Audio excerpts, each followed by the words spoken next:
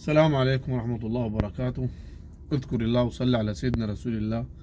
اللهم صل وسلم وبارك على سيدنا محمد وعلى آله وصحبه أجمعين. من أول امبارح واحنا شايفين الأحداث في تركيا وفي سوريا، ويقول لك شوية في العراق خفيفة وشوية في لبنان خفيفة ومصر شوية. ربنا أول حاجة يعني ربنا يرحم اللي توفوا يعني ويشفي المرضى ويصبر أهاليهم يعني. ويعني حدث جلل يعني، هو عظيم يعني على الأمة يعني، وفي موعظة كبيرة وفي إنذار شديد للأمة وابتلاء من رب العالمين على أساس الناس ترجع لرب العالمين. والزلازل والبراكين والحاجات الكبيرة دي من الحاجات اللي هي ربنا إيه بيبعتها إما عقاب أو تحذير أو إنذار،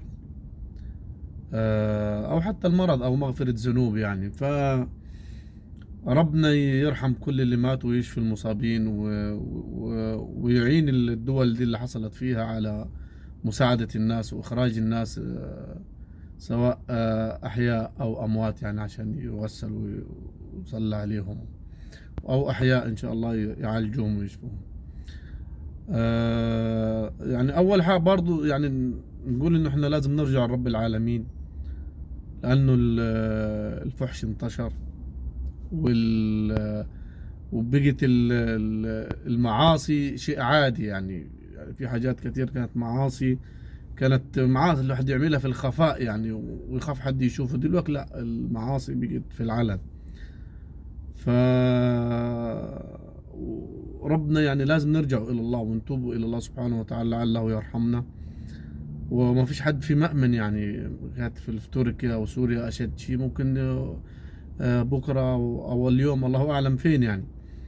أما بالنسبة للإسكندرية يعني شاطئ إسكندرية بيقول لك في هبوط أرضي، وفي ارتفاع منسوب المية على الشواطئ، وفي شواطئ تقريبا اختفت.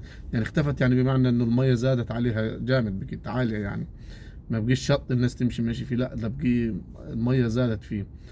فالمفروض ده رأيي انه اهل اسكندرية او تقوم يعني الدولة باخلاء جميع يعني على الاقل كيلو او 2 كيلو جوا يعني البر في اسكندرية، اللي هم على الشاطئ دول يخلوا يعني، يروحوا اماكن تانية تحسبا. لانه انا هوريك صورة، لو شفت الصورة دي هتشوف تركيا هنا وقبرص مقابلها اسكندرية وسوريا جنبينا يعني. فلو حصل يقال في أنباء عن إنه تسونامي وارتفاع منسوب البحر من ناحية تركيا، ده هيبقى بلاء على المنطقة كلها. وأقرب شيء ليها اسكندرية، بورسعيد وسينا والكلام ده كله يعني، الجو الساحلي ده كله ربنا يستر يعني من تسونامي. لأنه لو جاء ممكن، والله في أنباء من سنة يمكن أو من سنتين تقول لك انه احتمال انه حتى شيء يجي تختفي اسكندريه كامله. فممكن كل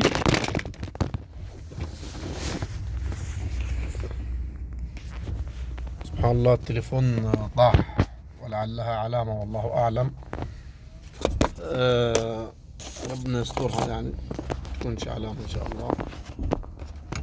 نظبط بس التليفون واقع فالله اعلم، هي قدرا سبحان الله. ولكن يعني ارجو من اهل اسكندريه يسيبوا اسكندريه يا عم اليوم، يعني يا سيدي يسيبوها. كأنكم الناس ما تيجي تصيف في اسكندريه، انتوا في الشتاء الحين روحوا شتوا مثلا في القاهره، كل واحد يروح عند اهله مثلا، اللي ليه حد في الصعيد، اللي ليه حد في القاهره، اللي ليه حد ابعدوا عن اسكندريه اليومين دول. والمدن الساحليه يعني تبعد. آه ما حصلتش حاجه، ما خسرناش حاجه، رحنا قبلنا الاهل والاقارب وعملنا يا سيدي صله رحم، وغيرنا جو، والدنيا اجازات، ما فيش مدارس ولا حاجه، ونرجع تاني بيوتنا معززين مكرمين. لانه اذا حصلت حاجه لا قدر الله لن يحمد عقباها يعني. انتوا شايفين الدمار اللي في سوريا واللي في تركيا. ربنا يرحمهم وربنا ما يكتبها على اي بلد، سواء يعني عدو او حبيب، لانه الزلازل والبراكين دي من ضمن الحاجات المهولة، يعني اللي حتى اللي بيعيش اللي بينجو منها بيصاب بأمراض صعب إنه يشفى منها يعني. فايه المانع انه اهل اسكندريه يا عمي، اهل اسكندريه لموا بعضكم كديتي ولموا شنطكم، حتى مش مهم الشنط، ما خف الهدوم والحاجه، وروحوا يا عمي، يا عمي تعالوا عندنا في جني. احنا بيتنا مفتوح لاي حد، وبيوت الصعايده كلهم مفتوحه لكل واحد اسكندراني يعني تحسبا يا سيدي. يعني يقول لك، يعني في فيديو لعمرو اديب بيقول لك انه في واحد هولندي مش عارف ولا ايه، بيقول لك انه حذر انه في زلازل جايه وفي حاجات جايه. طبعا لا يعلم الغيب الا الله، ولكن في دراسات هم بيراقبوا الارض وتحركات الارض وتحركات الجو والتغير المناخي، فهم ما يقيسوا على كده. هم لا يعلموا الغيب يعني، ولا يعلم الغيب الا الله. ولكن اهلنا في اسكندريه خلاص يا جماعه تعالوا بيوتكم، يقفلوا بيوتكم وتعالوا معززين مكرمين. اللي اهل برا يروح لهم، واللي ما لهوش اهل برا احنا اهله، اهل قنا واهل الصعيد كلهم. تاخدها من اسوان للجيزه صعايده، احنا تحت امر اخواتنا الاسكندرانيين والبورسعيديه وسين اللي هم عفوا الاسماعيليه والبورسعيد اللي هم على البحر يعني. فالموضوع خطير جدا جدا، مش سهل الموضوع، ما حدش يستسهل الموضوع. في مصر احنا ما نقعد مهملين مهملين لحد ما توقع المصيبة. فليه يا عم احنا ادينا على البر زي ما بيقولوا، احنا نسيب البحر ونروح على البر. ربنا ان شاء الله يشفي كل المصابين اللي في سوريا، وكل اللي ماتوا ربنا يرحمهم برحمته ويدخلهم الجنة. الجو كتب شوي. لأنه ونرجع إلى الله. يعني أعيد وأكرر إنه لازم نرجع إلى الله ونتوب إلى الله. المعاصي كترت والذنوب كترت والزنا كتر وشرب الخمر كتر والغيبة والنميمة كترت والأمانة والله أعلم اترفعت، حتى العلم والعلماء والله أعلم اترفعوا. فإحنا في تقريبا في آخر الزمان، فنسأل الله سبحانه وتعالى أنه يرحمنا برحمته، وربنا لا تؤاخذنا بما فعل السفهاء منا. اللهم أصلح شأننا وأصلح حالنا وثبتنا على دينك. يا مقلب القلوب ثبت قلوبنا على دينك، يا مصرف القلوب صرف قلوبنا على طاعتك. وربنا يحسن ختامني. وأنا معقول لنفسي الأول قبل الناس يعني إنه أنا محتاج إني أرجع إلى الله أكثر وأتوب إلى الله من كل الذنوب والمعاصي، لأننا كلنا عاصين.